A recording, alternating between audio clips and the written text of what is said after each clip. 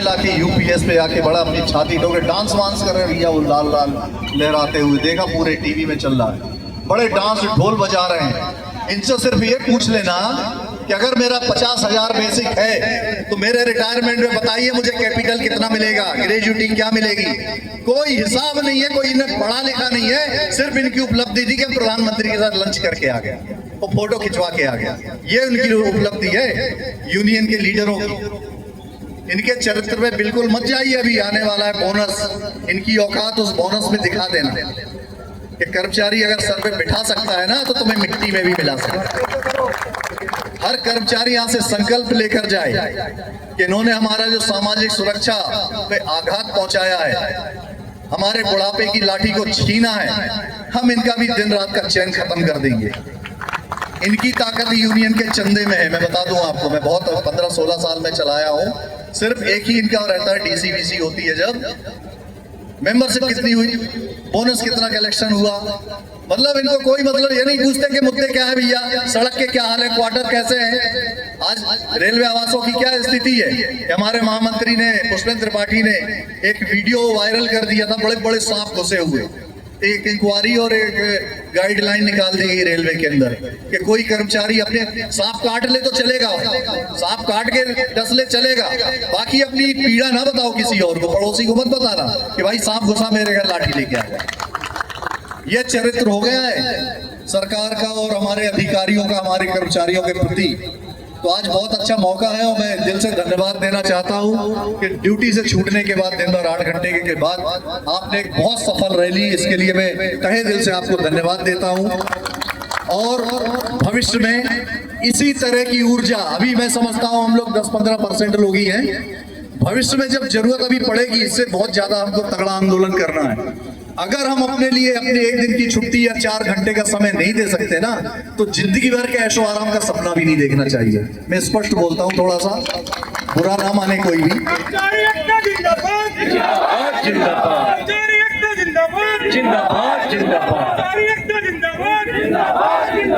अंत में मैं एक बात बोलना चाहूंगा, शांति काल में किए गए प्रयास, शांति काल में किए गए प्रयास विषम परिस्थितियों में आपके लिए नींव का पत्थर होते हैं। कौन कहता है कि यार वो आसमान में सुराग नहीं हो सकता, एक पत्थर तो तबीयत से उछालो यार। आज ये ताकत है हमारे युवाओं में कि हम आसमान तो क्या और मंगल ग्रह पे भी फेंक सकते हैं। बहुत सी टेक्नोलॉजी आगे रॉकेट पहुंचा देंगे और यहाँ से हम शुरुआत करें इस रॉकेट को अपने ओपीएस संसद भवन में गिराने की। आने वाले समय में हम बताएंगे आपको कि कब आंदोलन होना कहाँ है। चाहे 1 दिन 2 दिन की छुट्टी हो, थोड़ा सा रुपए पैसा अपनी जेब का भी खर्च होता है। आप सोच लेना 1 महीने का रिचार्ज जो फालतू हम देखते रहते हैं नहीं कराया, और अपने भविष्य, अपने बीवी बच्चों के लिए, अपने जीवन के लिए हमने एक संघर्ष किया, थोड़ा सा अपना समय निकाला, समय दिया। इसी के साथ जय हिंद, जय भारत, आप सभी का धन्यवाद। और अब मैं चाहूंगा ऑर्डिनेंस फैक्ट्री से हमारे नीरज त्रिपाठी जी उपस्थित हैं, उनका बड़ा सहयोग है हमारे साथ, वो भी अपनी बात को रखें। धन्यवाद।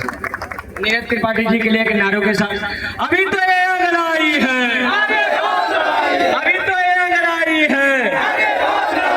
ये हमारे नीरज त्रिपाठी जी जो जबलपुर से आए हैं और इस ईपीएस के विरोध रैली में समर्थन करने के लिए जबलपुर से आके हमारे साथ कदम से कदम मिला के खड़े हैं। उनके लिए एक तालियों साथियों, जोरदार तालियों के साथ धन्यवाद। आज एहसास हो गया किस कर्मचारियों की ताकत है। पुष्पेंद्र जी के नेतृत्व में आप लोगों के सबके सहयोग से इतनी बड़ी रैली को आपने अंजाम दिया और आज इस रैली के माध्यम होते होते मोदी स्टेशन तक पहुंच गई है ना। एक नारे के साथ मैं अपनी बात शुरू करूंगा, आप लोग सब आवाज देंगे। मैं इसलिए नारा देना चाहता हूं कि यहाँ सिर्फ रेलवे नहीं है, सिर्फ आप लोगों के साथ कुठाराघात नहीं हुआ है, कुठाराघात देश के 23 लाख कर्मचारियों के साथ हुआ है, उनमें से ऑर्डिनेंस फैक्ट्री का डिफेंस का भी जवान है। तो आप लोग नारा लगाइए, आवाज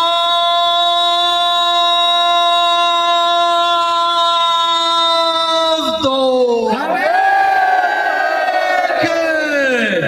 कहते हैं कि अगर आवाज ऊंची हो तो कुछ लोग सुनते हैं। हुसैन जी, बहुत अच्छा आपने बोला, और मैं मानता हूँ कई लोगों ने सोचा भी होगा कि हुसैन जी ने अच्छा बोला, अच्छा बोलते हैं। वास्तव में ये अच्छा नहीं बोलते हैं, ये इनका दर्द था जो आप लोगों के सामने बयां हुआ। तो मैं जो बोल रहा हूँ कि कहते हैं कि अगर आवाज ऊंची हो तो कुछ लोग सुनते हैं, लेकिन मैं कहता हूँ कि अगर जो बात ऊंची हो तो बहुत लोग सुनते हैं। और ऊंची बात सुनना चाहोगे आप लोग? ऊंची बात ये है कि राघवैया जी और शिव गोपाल मिश्रा जी गद्दार हैं। बात समझ में आ रही है? राघवैया जी और शिव गोपाल मिश्रा जी क्या है? गद्दार हैं। एक अच्छा नारा आप लोगों के बीच से आया, इस नारे को देश तक ले जाने की जरूरत है। वो क्या है? एनपीएस यूपीएस के दलालों को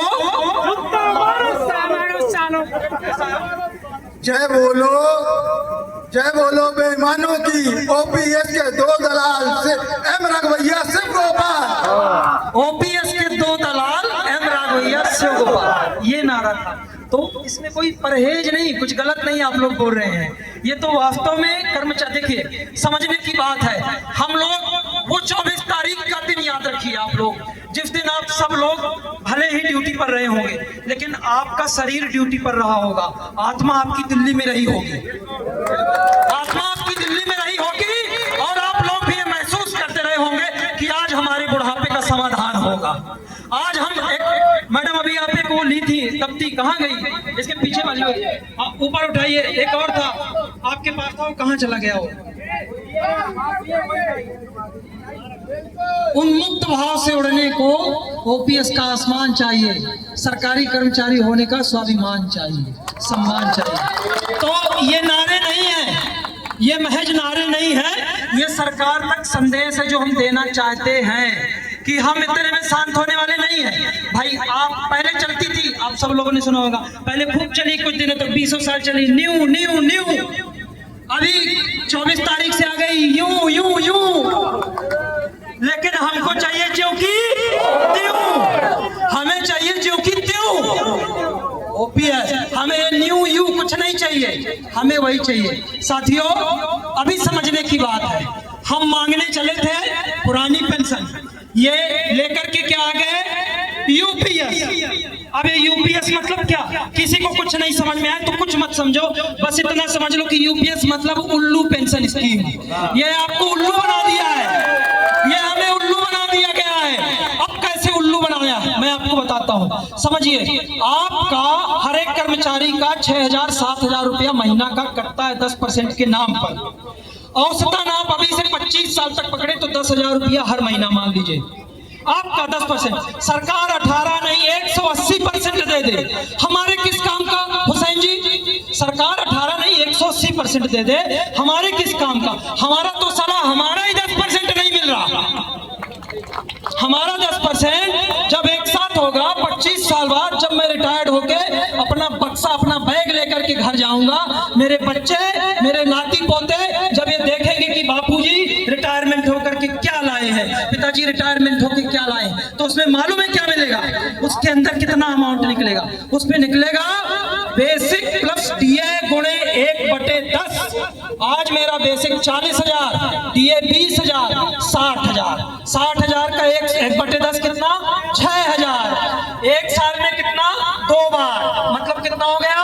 12,000। 25 साल में कितना हो गया? 30 साल में कितना हो गया? 3,60,000।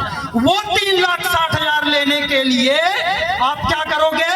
अपनी करोड़ों रुपए जो मेहनत की पूंजी जो 10% जमा की हो 30 साल, वो सरकार को गिरवी रख दोगे और 3,60,000 रुपए लेकर के घर जाओगे।